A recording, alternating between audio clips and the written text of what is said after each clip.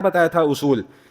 حدیث کی درایت اور ہے, حدیث کی روایت کیا مطلب کیا تھا کہ بھئی حدیث کا بیان کرنا اور چیز ہے, حدیث کا سمجھنا, بولیں بھائی اب ذرا توجہ پوری بھائی, حدیث کا بیان کرنا اور چیز ہے اور حدیث کا سمجھنا اور چیز ہے. حدیث کا پڑھنا اور چیز ہے, حدیث کا سمجھنا اور چیز ہے. ہم حدیث پڑھتے ہیں لیکن ہم خود سے حدیث کو سمجھ نہیں سکتے. اور کب سمجھیں کہ ہم حدیث کو تب سمجھیں گے کہ جنہوں نے حدیث کو سنا ہے وہ ہمیں سمجھائیں.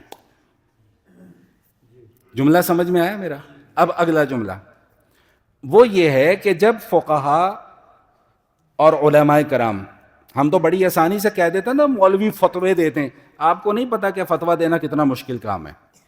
جب فقہا اور علماء کسی مسئلے پر اپنی رائے دیتے ہیں نا, وہ میری اور آپ کی طرح صرف حدیث کو پڑھ کر رائے نہیں دیتے, نمبر ایک. نمبر دو, وہ صرف کسی ایک حدیث کو پڑھ کر اپنی رائے نہیں دیتے. سمجھ میں آئی بات؟ نمبر تین, وہ یہ دیکھتے ہیں کہ اس حدیث کو صحابہ نے کیسے سمجھا ہے, پھر اپنی رائے دیتے ہیں.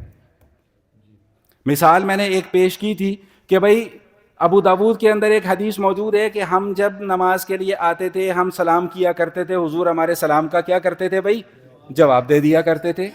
اب میں اس حدیث کو لے کے بیٹھ جاؤں, اب میں ہر نماز میں آؤں اور نماز ہو رہی اور میں کہوں السلام علیکم, لوگوں نے 2 دن بعد جوتے پکڑ لینے اور مجھے مسجد سے چھتر مار مار کے باہر نکال دینے کہ مولوی صاحب یہ آپ نے نیا کیا پکھنڈ شروع کر دیا ہے. ٹھیک, تو پھر ہم کیا بتاتے ہیں کہ بھئی ایک اور حدیث بھی ہے کہ بھئی جس میں یہ بتایا گیا کہ پہلے یہ عمل تھا, بعد میں یہ عمل کیا ہو گیا بھئی, منسوخ ہو گیا. تو اس لیے محدثین نے پہلے اس مضمون کے متعلق ساری کی ساری روایات کو اکٹھا کیا, پھر اس کے بعد یہ دیکھا کہ صحابہ کرام کا کیا عمل ہے, پھر اس کے بعد آ کے مسئلہ بیان کیا کہ بھئی مسئلہ یہ ہے. بھئی تمہید سمجھ میں آ گئی ہے؟ اب مسئلہ سمجھ لیں. مسئلہ یہ ہے, مجھ سے ایک صاحب نے سوال کیا تھا کہ بھئی یہ جو جمعہ ہم پڑھتے ہیں, جمعہ کی کتنی رکعت ہیں؟ حوالہ پیش کیا گیا کہ بھئی مسلم شریف میں آیا کہ جی جمعے کے بعد 4 رکعت ہوتی ہیں, بعض حدیث میں آیا کہ جمعے کے بعد 2 رکعت ہوتی ہیں. ہم کس ترتیب سے نماز پڑھتے ہیں بھئی جمعے کی؟ جمعے سے پہلے ہم کتنی رکعت سنت پڑھتے ہیں, اور پھر جمعے کے کتنے فرض پڑھتے ہیں؟ 2. پھر جمعے کے بعد ہم کتنی سنت پڑھتے ہیں؟ 4, اور پھر 2. ایسے ہی ہے نا, یہی ترتیب ہے. اچھا, اب اس پہ بعض لوگ یہ کہتے ہیں جی ہمیں تو بچپن سے مولویوں نے ایسے ہی بتایا. تو بھائی اللہ کا شکر ادا کریں کہ آپ کو مولویوں نے بالکل 100% صحیح بتایا. اعتماد رکھیں انشاءاللہ, ہم آپ کا ایمان کہیں نہیں جانے دیں گے انشاءاللہ.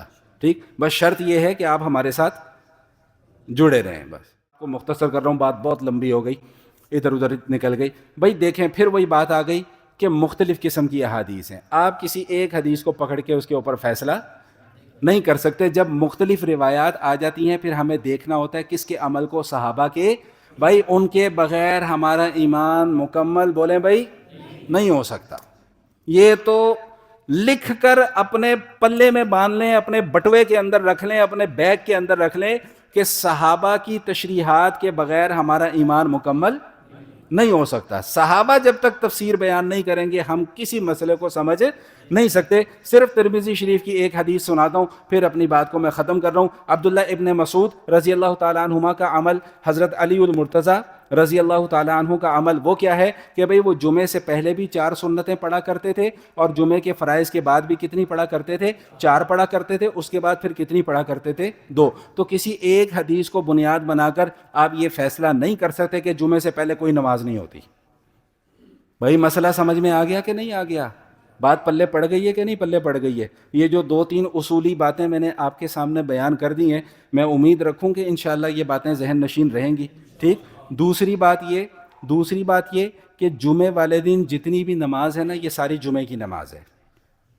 جو آپ پہلے سنتیں پڑھ رہے ہیں وہ بھی جمعے کی سنتیں ہیں, جو آپ بعد کی سنتیں پڑھ رہے ہیں وہ بھی کیا ہیں بھائی؟ جمعے کی سنتیں. تو اب ان میں آپ نیت ظہر کی نہیں کریں گے. بعض لوگوں کے اندر یہ غلط فہمی ہے, وہ کہتے ہیں جی جمعے کے بعد والی جو 4 رکعت ہے نا وہ ظہر ہیں. اور بھائی ظہر کوئی نہیں ہوتی, جمعے والے دن جمعہ ہے سارا. جو جمعہ پڑھ رہا ہے وہ پہلی 4 رکعت میں بھی جمعے کی نیت کرے گا, 2 فرائض میں بھی کس کی کرے گا, اور بعد والی سنتوں میں بھی کیا کرے گا بھائی؟ جمعے کی نیت کرے گا. اور بھائی سب سے آخری بات, کہ یہ میرے پیارے نبی صلی اللہ علیہ وآلہ وسلم کی سنتیں ہیں، ان کو حقیر نہیں سمجھنا چاہیے۔ وآخر دعوانا الحمدللہ رب العالمین۔